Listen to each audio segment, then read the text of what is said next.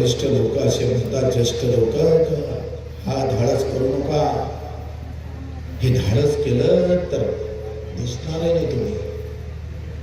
असला नसलं स्वराज्य चाललं जाईल, छत्रपती जाऊ नये. ह्या लहान शिवा 14 वर्षाचा असताना सुद्धा पहिला किल्ला ताब्यात घेत असताना मित्र लक्षात घ्या का धाडस, प्रामाणिकपणा, सामान्य माणसासाठी मरण्याची तयारी असणारी ही खऱ्या अर्थानं विचाराची शक्ती जिजाऊने ज्या ताकदीनं पेरली होती ती खऱ्या अर्थानं कामी आली. आणि पहिल्यांदा 7 लोक किल्ला हाती घेत 30 ते 40 ओव्हरच्या 350 किल्ले ताब्यात घेतले. ही लहान गोष्ट नाही. लढाई फक्त मोगलांसोबत नव्हती, वतनदारासोबत होती. हे तर दिसणारी लढाई आहे, लेकिन छुपा युद्ध जो था वो वतनदार थे. वतनदार कोण होता? पाटील म्हणजे काही एका जातीचा नव्हता, देशमुख म्हणजे एका जातीचा नव्हता, ती पदवी होती. इथे जेवढे देशमुख बसले असेल, पाटील असेल, हे पदवी आहे, आडनाव नाही होते, हे पदवी आहे. आणि त्यावेळेस आम्ही पाहतोय वतनदारी कशी अवस्था होती, जशी आता व्यवस्था आहे ना. 7,000 के भाव की सिफारिश और 5,000 के भाव में उठाना है सोयाबीन को खरीदने करना है, तशी व्यवस्था होती. छत्रपतीच्या काळामध्ये वतनदार होते, पाटील होते, देशमुख होते, देसाई होते, कुलकर्णी होते, देशपांडे होते. यांच्याकडे ह्या सगळ्या आम्ही पाहतोय वतनदारी होते. वतनदारी काय करायची माहित आहे? वतनदार म्हणजे काय होतं? जेवढं पिकात शेतात पिकवान ते पहिले वतनदाराच्या घरी घेऊन जायचं. आणि वतनदार 3 हिस्से काढायचे. एक हिस्सा राजाचा, ज्याचा किल्ला असेल, ज्याच्या त्या दरवा एरिया असेल,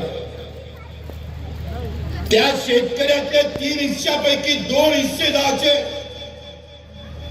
पहिला हिस्सा राजाला जायचा, दुसरा हिस्सा वतनदाराला जायचा आणि तिसऱ्या हिस्स्यातून बदमाश की वाचीन अर्धा हिस्सा शेतकऱ्याच्या हाती भेटायचा.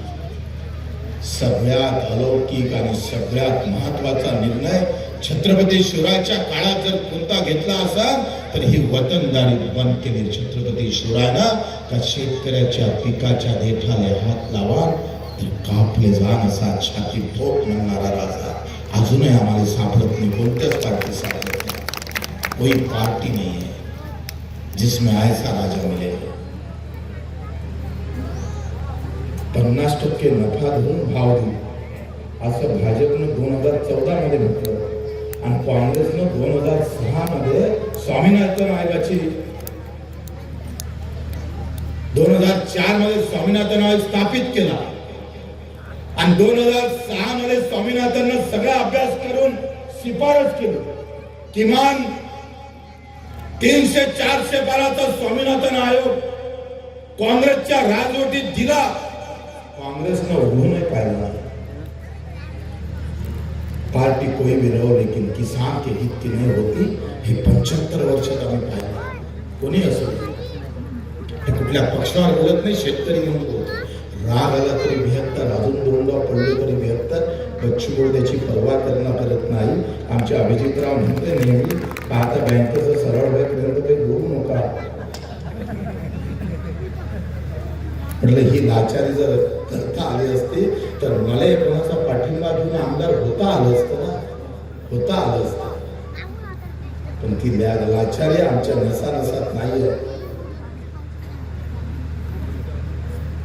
मित्र लक्षात घ्या का ही जी वतनदारी होती ही वतनदारी खऱ्या अर्थानं खतम केली. आणि वतनदारी खतम केली म्हणून नात्या बोलते माणसं. एबीपी माझा, उघडा डोळे बघा नीट.